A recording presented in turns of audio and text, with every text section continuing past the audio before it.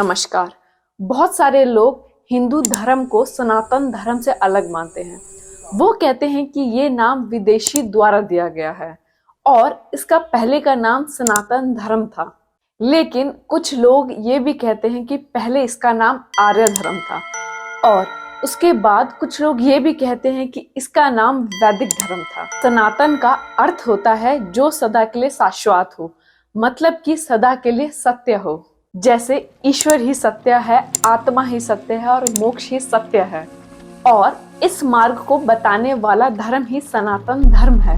वो सत्य जो अनादि काल से चलता हुआ आ रहा है, वो सत्य जिसका कोई अंत नहीं है। हिंदू धर्म को सनातन धर्म इसलिए कहा जाता है क्योंकि यही एकमात्र ऐसा धर्म है जो ईश्वर, आत्मा और मोक्ष को जानने का मार्ग बताता है। मोक्ष का जो कॉन्सेप्ट है वो इसी धर्म से आया है। ओम असतो मा सद्गमय तमसो मा ज्योतिर्गमय मृत्यो मा अमृतम गमय। अर्थात हे ईश्वर, मुझे असत्य से सत्य की ओर ले चलो, अंधकार से प्रकाश की ओर ले चलो और मृत्यु से अमृत की ओर ले चलो। जो लोग इस पर ब्रह्मा को नहीं मानते वो लोग अंधकार में गिरते हैं। सत्य दो शब्दों से मिलकर बना है, सत और तत्। सत का अर्थ होता है यह और तत् का अर्थ होता है वह। जल, आकाश, वायु, अग्नि और पृथ्वी, ये सब पांच चीजें सत्य की श्रेणी में आते हैं। ये वो चीजें हैं जो बदलती रहती हैं लेकिन कभी समाप्त नहीं होती। ईरानी अर्थात पारसियों की किताब अवेस्ता में हिंदू शब्द का उल्लेख मिलता है। चीनी यात्री हुएन सांग के समय पर हिंदू शब्द की उत्पत्ति इंदु से हुई थी। इंदु शब्द चंद्रमा का पर्यायवाची है, इसीलिए चीनी लोग भारतवासियों को इंदु और हिंदू कहने लगे। और कुछ लोग यहाँ पे ये भी कहते हैं कि हिंदू शब्द का निर्माण हिमालय से हुआ है।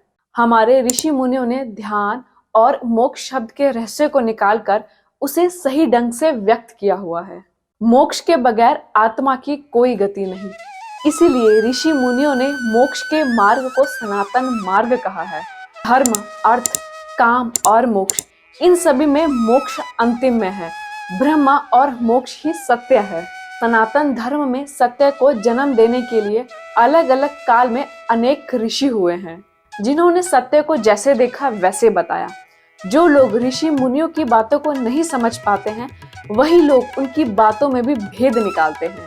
भेद भाषाओं में हो सकता है, भेद परंपराओं में हो सकता है, भेद संस्कृतियों में हो सकता है और भेद भाषाओं में भी हो सकता है, लेकिन सत्य में कोई भेद नहीं होता है। वेद कहता है कि ईश्वर अजन्मा है और उसे कभी जन्म लेने की आवश्यकता ही नहीं। उसने कभी भी जन्म नहीं लिया और वो कभी भी जन्म नहीं लेगा। ईश्वर तो सिर्फ एक ही है, लेकिन देवी देवता और भगवान अनेक हैं। शंभु।